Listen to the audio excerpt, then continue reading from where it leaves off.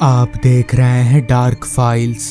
तो चलिए बढ़ते हैं आज की इस कहानी की ओर। सुबह का समय था। मैं आराम से अपने घर के बाहर चबूतरे पर बैठकर ताजी हवा का मजा ले रहा था कि तभी गांव के डाकिया बाबू साइकिल से मेरे पास आए और साइकिल रोककर अपनी थैली में से एक चिट्ठी निकालते हुए बोले, सावन लो, तुम्हारे नाम से चिट्ठी आई है। और फिर मेरे हाथों में चिट्ठी थमाकर डाकिया बाबू साइकिल लेकर आगे निकल गए। मैंने चिट्ठी खोलकर देखा तो चिट्ठी हरियालपुर गांव से मेरे मामा जी की थी। चिट्ठी में मामा जी मुझे उनके घर बुला रहे थे। मामा जी के घर गए हुए मुझे करीब 10-12 साल बीत चुके थे। मुझे अच्छे से याद है मैं आखिरी बार मामा जी के घर बचपन में गया था, पर जब से मैं बड़ा हुआ सर पर जिम्मेदारियां आई तो कभी समय ही नहीं मिला कि यहाँ वहाँ कहीं घूमने जा सकूं। मगर अब नहीं, इस बार मैं चिट्ठी देखकर थोड़ा भावुक सा हो गया तो मैंने मामा जी के घर जाने का फैसला कर लिया। मामा जी का गांव मेरे गांव से काफ़ी दूर था, जहां जाने का एकमात्र जरिया रोडवेज बस ही थी। मामा जी के गांव जाने वाली बस शाम के 4:45 बजे यहाँ पर थी, जो कि रात के 10 बजे तक मुझे हरियालपुर गांव यानी मामा जी के घर तक उतार देगी। हालांकि सफ़र लंबा ज़रूर था, पर जब जाने का फैसला कर ही लिया है तो सोचने का कोई मतलब नहीं बनता। जिसके बाद मैं फटाफट तैयारी में लग गया और उसी शाम लगभग 4:30 बजे तक बस स्टॉप पहुंच गया। इतने दिनों के बाद मामा जी से मिलने के लिए मैं काफ़ी उत्साहित था। ठीक शाम के 4:45 बजे बस आई और मैं उसमें सवार हो गया। ठंड का मौसम होने की वजह से इस वक्त ही फिजा में अंधेरा सा होने लगा था। मुझे पता था कि मामा जी के घर पहुंचते पहुंचते काफ़ी रात होने वाली है, मगर मैं कुछ कर भी नहीं सकता था। अगर उस जमाने में मोबाइल फ़ोन होता तो कितना आसान होता। खैर, मैं बस में बैठे बैठे यहाँ वहाँ की बातें सोचने लगा। बस के चलते हुए अब करीब 2.5 घंटे बीत चुके थे और करीबन आधा सफ़र तय हो चुका था। वक्त के साथ ही साथ ठंड ने इस कदर जोर पकड़ा कि मुझे अपने झोले में से शॉल निकालकर ओढ़ना पड़ा। खैर, कुछ घंटों के बाद बस हरियालपुर गांव पहुंची। मैं बस से नीचे उतरने वाला इकलौता मुसाफिर था। बस तो मुझे वहां उतार कर आगे चली गई, पर बस के जाने के बाद जब मैंने एक नज़र इधर उधर घुमाया तो मेरे पूरे शरीर में एक सिहरन सी दौड़ गई, क्योंकि वहाँ मेरे अलावा कोई नहीं था। दूर दूर तक जहाँ तक मेरी नज़र जा रही थी, घने कोहरे के अलावा और कुछ भी नहीं था। कहीं ना कहीं डर तो लग ही रहा था, पर मेरा ये डर तब खत्म हो गया जब पीछे की तरफ से एक आवाज़ आई, कहाँ जाना है साहब? चलिए, मैं छोड़ देता हूँ। आवाज़ सुनकर मैं पीछे मुड़ा तो पाया कि एक साइकिल रिक्शा वाला अपनी रिक्शा लिए खड़ा है। वैसे भी मामा जी के घर तक जाने के लिए मुझे रिक्शा लेना ही पड़ता, तो क्यों ना इसी रिक्शा में चला जाए। ये सोचकर मैंने उस रिक्शे वाले को बोला, जी वो पुरानी हवेली के पास जाना है।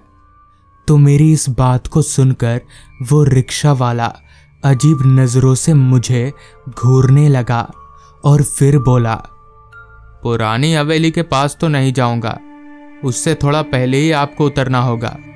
मैंने सोचा वैसे भी अब इतनी रात में कोई रिक्शा मिलेगी नहीं और पैदल जाने से तो अच्छा है कि मैं इसकी बात मान लूं। जिसके बाद मैं उसकी रिक्शा में सवार हो गया।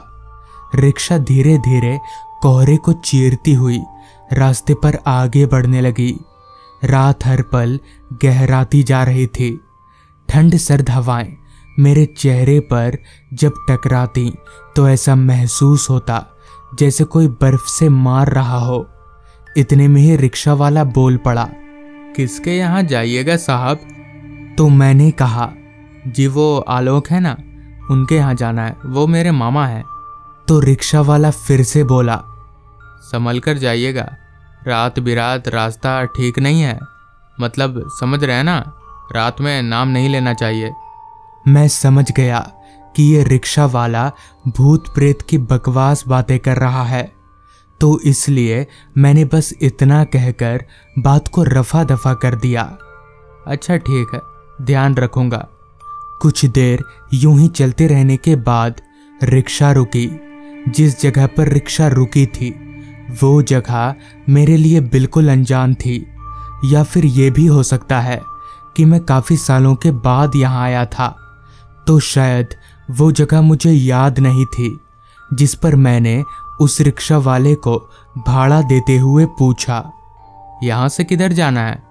तो उस रिक्शा वाले ने मुझे आगे का रास्ता समझा दिया, जिसके बाद वो अपने रास्ते और मैं अपने रास्ते। वो रास्ता जिस पर अभी मैं आगे बढ़ रहा था वो दोनों तरफ से जंगलों से घिरा हुआ था। उस रास्ते पर भी मेरे अलावा कोई नहीं था। ऐसे रास्तों पर चोर डकैतों का काफ़ी डर होता है। यही सब सोचकर मैं अपने कदम ज़रा तेजी से चला रहा था। ठंड अब तक अपनी इंतहा को पार कर चुकी थी। तेज कदमों से मैं आगे बढ़ ही रहा था कि तभी एकदम से मुझे ऐसा महसूस होने लगा जैसे कोई और भी मेरे साथ चल रहा हो। मतलब कि मुझे किसी और के भी कदमों की आवाज़ आने लगी। मैं अपनी जगह पर ही रुक गया तो वो आवाज़ भी बंद हो गई। मैंने नज़र घुमाकर अपने चारों तरफ देखा तो वहाँ आसपास कोई भी नहीं था। शायद मेरे मन का वहम होगा, ये सोचकर मैं वापस से आगे बढ़ने लगा। उस रास्ते पर चलते हुए मुझे अच्छा खासा वक्त हो चुका था और मैं काफ़ी थकने भी लगा था। सामने की तरफ देखते हुए अभी मैं चल ही रहा था कि तभी सामने की ओर रास्ते से थोड़ा अलग मुझे एक रोशनी नजर आने लगी। चलते हुए मैं जब उस रोशनी के नज़दीक पहुंचा तो पाया कि वो एक चाय की टपरी है। 2-4 लोग उस दुकान के बाहर लगी बेंच पर बैठकर चाय पी रहे थे। ठंड के मौसम में चाय की दुकान देख मुझे भी चाय पीने की तलब सी जाग उठी, जिस वजह से मैं चलता हुआ उस दुकान पर गया। चाय वाला केतली को भट्टी से उतार कर प्यालों में चाय ढालने लगा, जिस पर मैंने उस चाय वाले से कहा, एक चाय देना भाई साहब। उस चाय वाले ने चाय का प्याला मुझे पकड़ा दिया। चाय का प्याला लेकर अभी मैं दूसरी ओर वाली बेंच पर बैठने जा ही रहा था कि तभी मेरी नज़र सामने वाली बेंच पर बैठे लोगों पर गई, जिनमें से एक वो रिक्शा वाला भी था। उस रिक्शे वाले को वहाँ देखकर मुझे बड़ी हैरानी हुई कि आखिर ये यहाँ आया कैसे, जबकि ये तो मुझे उतार कर दूसरी तरफ चला गया था। तभी मैंने रिक्शे वाले से कहा, अरे भाई साहब, आप तो बोल रहे थे कि रात में इधर आना ठीक नहीं है। मगर इस पर उस रिक्शे वाले ने कोई जवाब नहीं दिया। मैंने भी उससे दोबारा पूछना ज़रूरी नहीं समझा और चाय पीकर उस चाय वाले को पैसे चुकाकर आगे बढ़ने लगा। चाय पीकर अब शरीर में थोड़ी गर्मी सी आ गई थी। अभी मैं उस चाय की दुकान से थोड़ा आगे गया ही था कि तभी पीछे की तरफ से मुझे काफ़ी सारे कदमों की आवाज़ आने लगी। मैंने जब पीछे मुड़कर देखा तो मैं दंग रह गया, क्योंकि मेरे पीछे उस चाय की दुकान पर मौजूद सभी लोग आ रहे थे। अब उन लोगों का चेहरा पूरी तरह से बदला हुआ नजर आ रहा था। उन लोगों की शक्लें पूरी कुचली हुई थी और सबकी आंखें चेहरे से बाहर लटकी हुई थी। मुझे समझ आ गया कि ये लोग कोई इंसान नहीं हैं, बल्कि कुछ और ही हैं। पर समझ नहीं आ रहा था कि मैं इन लोगों से बचूं कैसे।